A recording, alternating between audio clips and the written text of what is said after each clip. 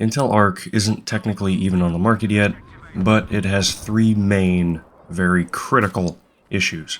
Let's talk about them. Arc is intended to be a competitor or a third party in a current two-party political system that we have right now, which is Nvidia and AMD. Intel is throwing their hat into the mix, and so far it's not really all that polished, which is evident by its performance in older titles or non-DirectX 12 titles.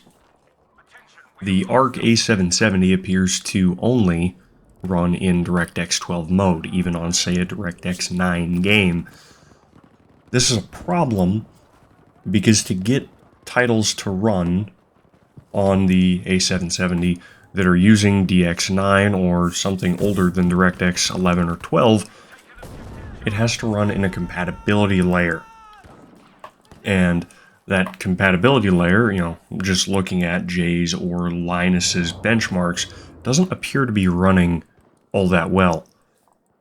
So how do we fix this? Well, the only known fix for this is to wait and hope. We have to wait to see if Intel will put in the time and effort to fix this. They'll do this if enough people buy the cards, but people won't buy the cards without proper API support, so it's kind of a bit of a catch-22.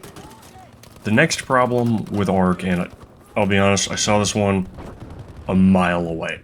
I could have told you this was going to be an issue 5 minutes after it was a twinkle in somebody's mind over at Intel. But drivers and software are having issues.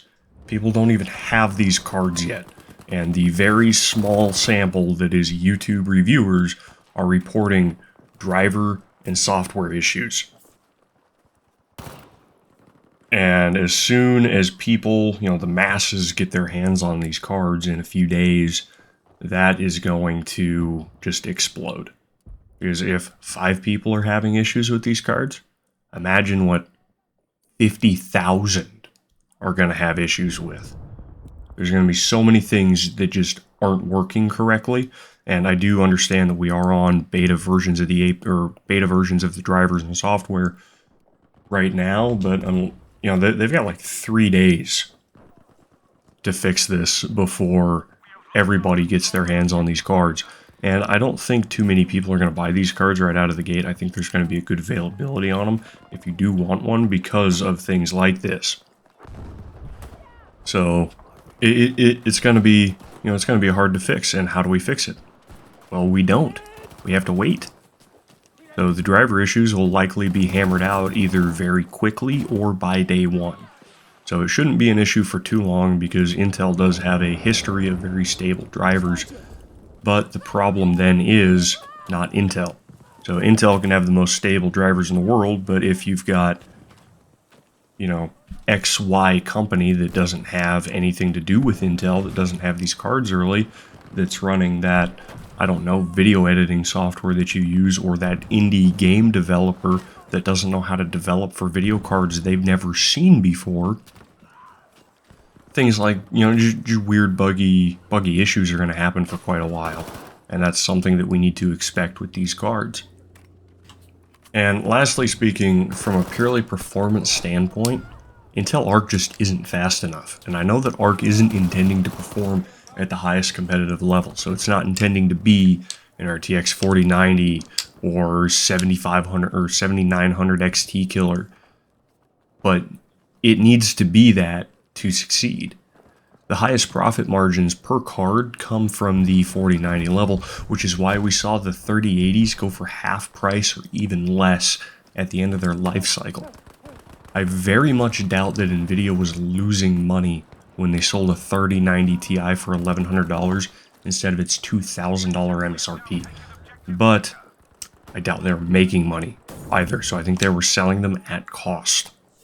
And that's just to clear inventory space for the new cards. But Intel, if they can't get the enthusiasts to adopt it, well, they're certainly not going to get the, IT department at some office firm to say, yeah, we should buy, 50 or 100 of these things and throw them in our computers. It's just not going to happen because those IT nerds are going and buying these cards for their personal systems, seeing how they're running, and then if they don't like it, they're certainly not going to recommend it for their company to go buy a massive order of these. And Intel needs that because that's where a lot of revenue from computer parts comes from, is not from the gaming side, it's actually from the commercial side. And Intel needs that commercial side, and they're going to have a very hard time getting it because they're going to have a hard time with people adopting it because it's just not fast enough to make sense adopting. You know, that and you throw in driver issues and DirectX 12 issues, and it's just not running in older games. Well, why is this office firm going to put in an order for 300 of these things when it's not going to work with the software they use? Because the software that office firm uses might be 10 years old. So Intel's got some stuff they need to work through, and the only way they're going to be able to work through it is if we buy these cards. But nobody's going to want to buy these cards if they can't do the things they want. So it's a really tough situation for Intel to be in. But anyway, that's all I've got for today. I know it's a shorter video. I hope you guys enjoyed it. If you did, don't forget to rate, comment, and subscribe. And maybe in the comment section below, just let me know what else you guys think. If Intel Arc is going to succeed or if you think it's going to fail. I want to say it's going to succeed because it has the backing of Intel behind it, for one. Intel's a huge company. And I also think that if it can get enough adopters in these early stages, which I think it will just because people are going to go out and buy these cards because they're new and neat, I think if that happens, Intel Arc is going to succeed. But if you guys are interested in the channel, don't forget to subscribe. Next week, we've got a video coming about 70 class GPUs, so we're going to see if, you know, now's a good time to upgrade, if you need to upgrade your graphics card now. But anyway, sorry, it got a little long-winded. See you guys in the next one.